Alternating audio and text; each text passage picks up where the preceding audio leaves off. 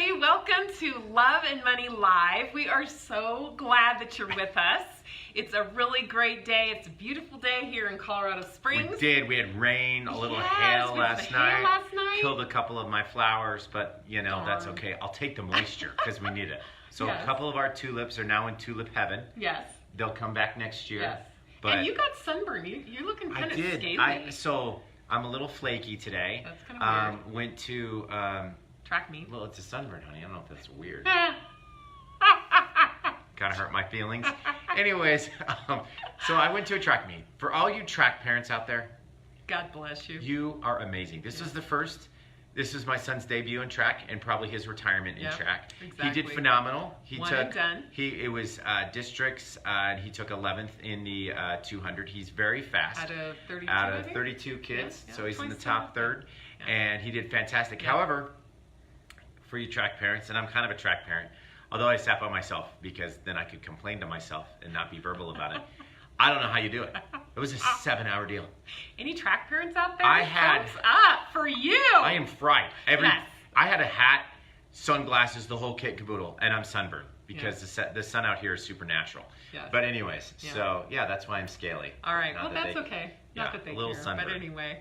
All right. Well, we're so tangent. glad you're here.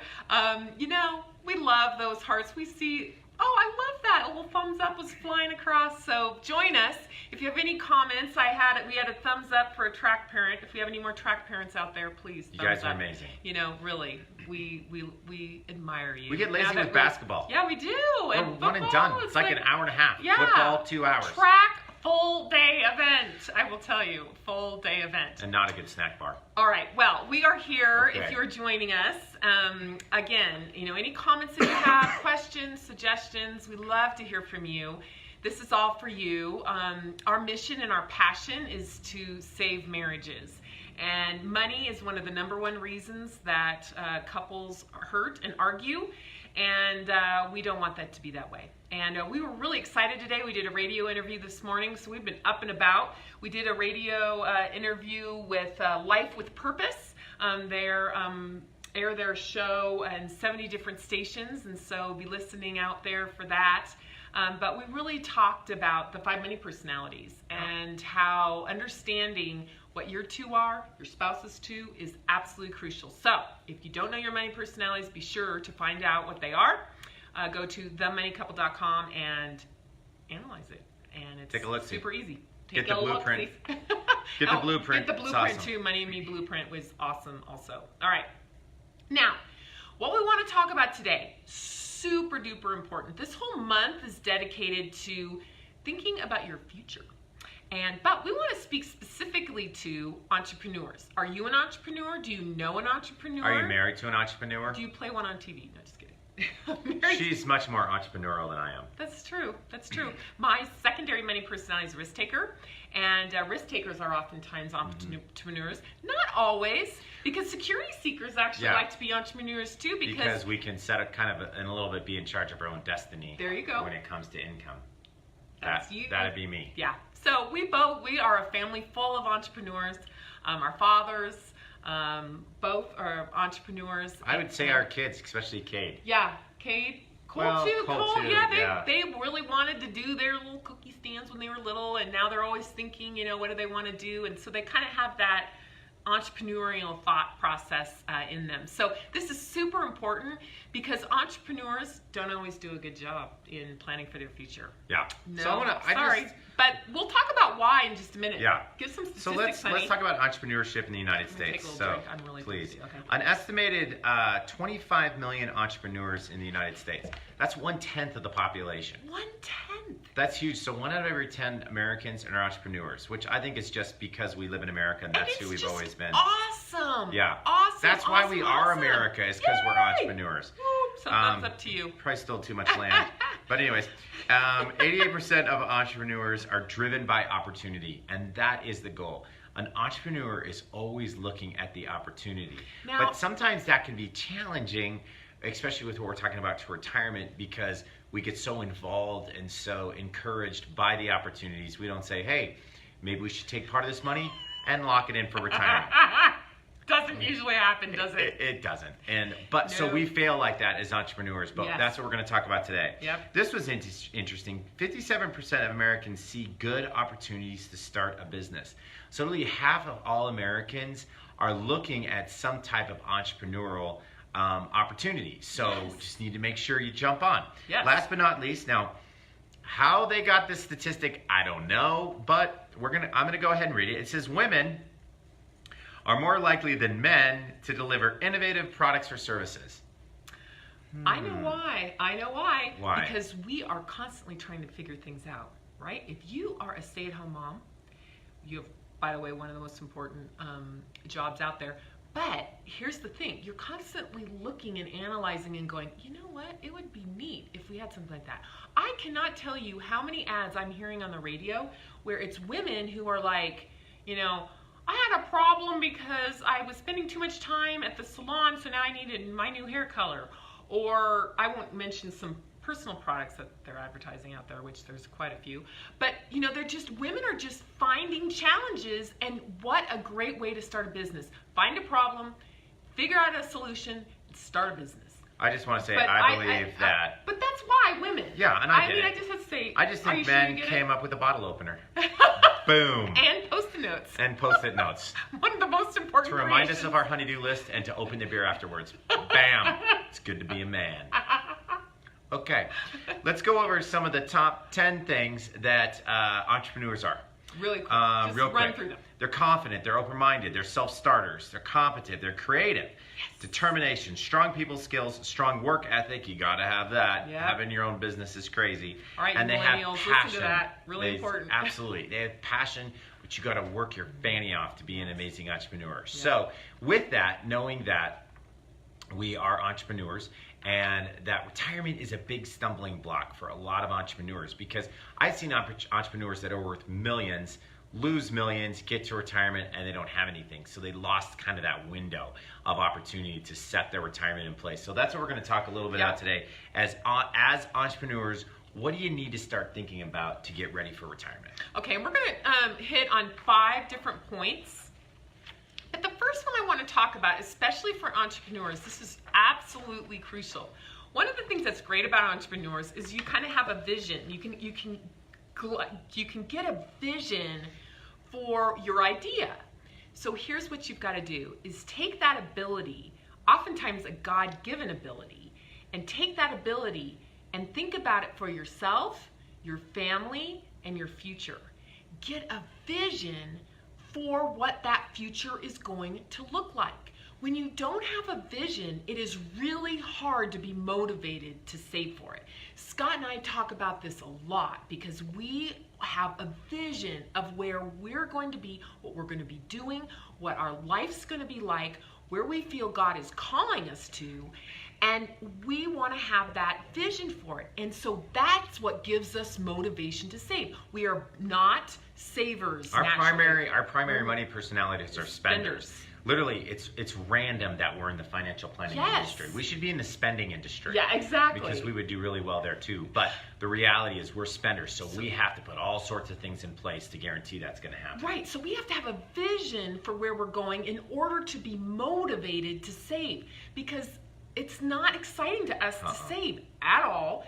We call it our future spending account. We have an amount of money that we want to save for that future spending account. And that's really exciting for us. But if we just talk about it, oh, we have to save for retirement, it's never going to happen. Right. So we've got to be motivated. So I cannot tell you, it all starts with a vision of where you see your life to be. And if you don't know, have fun, especially if you're in a relationship, talking about what that might be. You don't have to sit down and have a one-time conversation. Have it be over time. You go on your date night, talk about it a little bit. You know, this is an idea that I have. What's an idea? And it brings you closer. It's fun, and it's something to be excited about. So, you know, I know for our future spending plan / retirement, we're never going to retire. And most entrepreneurs never really retire. But at the same time, there will be a time where you want to slow down, or you want to give yourself additional opportunities to travel, hang out with grandkids. These are all really important to us. And we think, you know, I mean, our kids hopefully aren't anywhere close to having grandkids.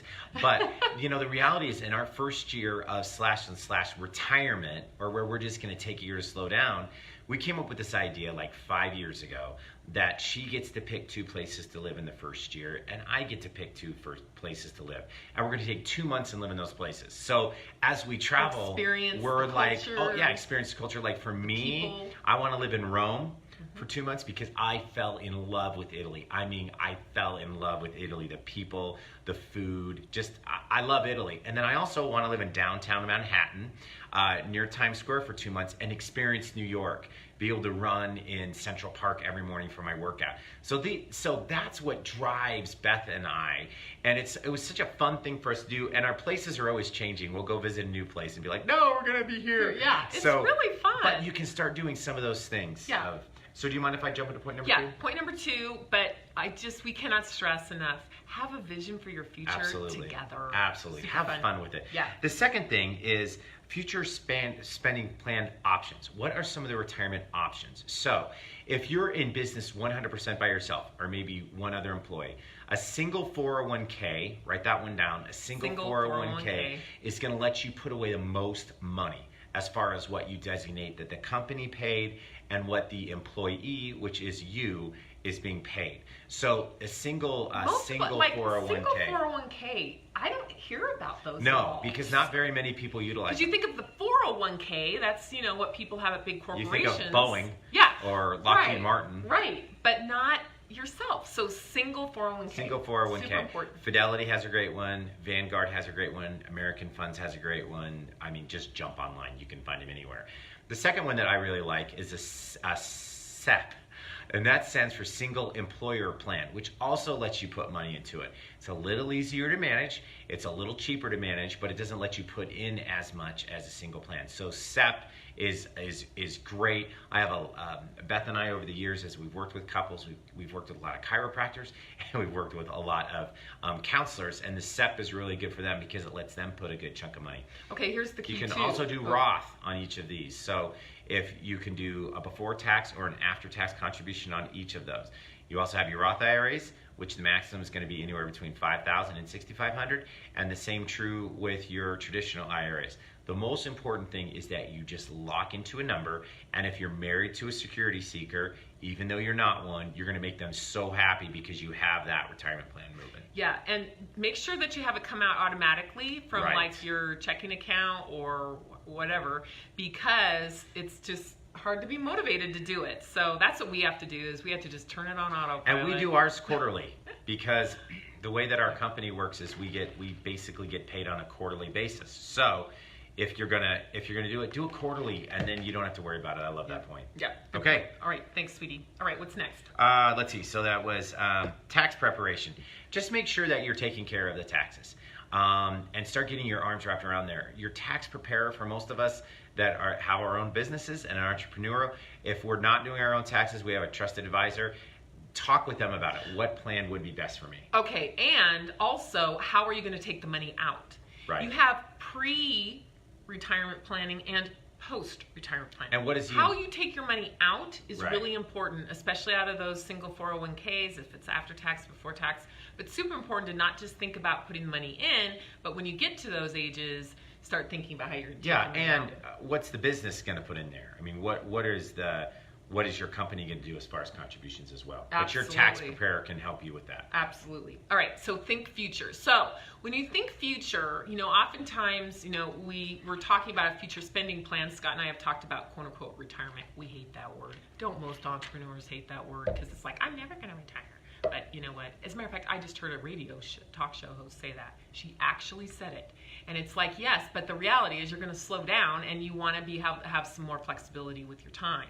So in order to do that, you need dollars. So in terms of thinking about your future, think about it in different stages. What's your future look like in the next year? What's your future look like in the next 2 years? 5 years, 10 years, and then whatever you want that age to be when you aren't committed to your position as much. Okay, so those are things to think about in terms of future. So 1 year, 2 year, 5 year, 10 year, and then whatever that kind of end time Absolutely. is. It used to be, this is really interesting, it used to be that people lived till they were retired at 65, lived till they were 72. So really only had 7 years to plan for. And think about Social Security, for example. You were only living 7 years, so it didn't have to last forever. Right. Now, statistically, if you live to 65, you have a greater chance of living to 85 than you did to 65 in the first place. Do you know if you're married, one of you statistically will live to the age of 92? 92. So, we're seeing these numbers and these longevity numbers. Your numbers. grandma having 97? Yeah, my birthday? grandma turned, happy birthday, Grandma. Yay. She turned 97 on Saturday. Yeah. 97. That is awesome. Yeah. So people are living longer. Living so much and longer. my If grandpa, you would have told her that she would live till 97, she would call you my crazy. grandpa worked for the FAA for like 40 years, and she's retired and living comfortably, and they did it right. They saved and they had a plan. And even though he wasn't an entrepreneur, they were able to live right. One of the things I love about the money personalities is that even though that might not be your strength, like I'm not a security seeker, I'm not a saver, and I'm not what's called a flyer. I'm not those things, but you can learn how to kind of put those hats on when it's appropriate, because there are times when it's definitely appropriate. So super important. All right, so now sometimes, especially as entrepreneurs, maybe the dollars aren't coming in quite as fast as you want. So if that's the case, sometimes what entrepreneurs are doing is they're kind of getting a side gig, if you will, and saying this is going to be my future spending plan money. And they take all that money that they do on that side gig, whatever that is, and take that money and put it in for the future. So it's kind of like a real intentional thing with their future. I love it. Super duper important. You want to, all right, so last we're just going to end up with, again, that shared vision. How important it is and how fun it is together.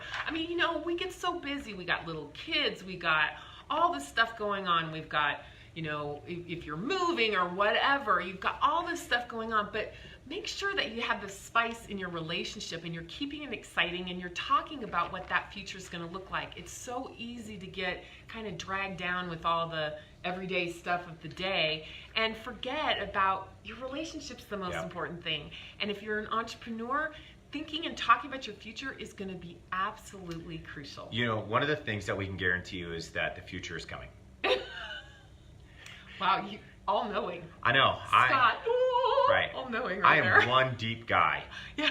Anyways, so get excited about it. I feel like so often, and saving for retirement is so hard. We get it. We've got a sophomore and an 8th grader, and my 8th grader goes through shoes like I can't even explain. I don't know how he goes through shoes as fast as he does. Shoes and milk is our major issue in our house right now, and it's hard making those contributions on a quarterly basis. If we weren't talking about it, if we weren't excited about it, if we weren't passionate about it, I'd say forget it. Let's throw that money at the kids. Let's throw that money at their college. But it is so important, and we're so just excited to see what God is going to do with us in the future as we try to become awesome parents and awesome marriage. As we're working on all that stuff, we just get pumped and amped about what the future looks like. So get excited. I know it's kind of a boring subject, but the reality is... It can be really fun, though.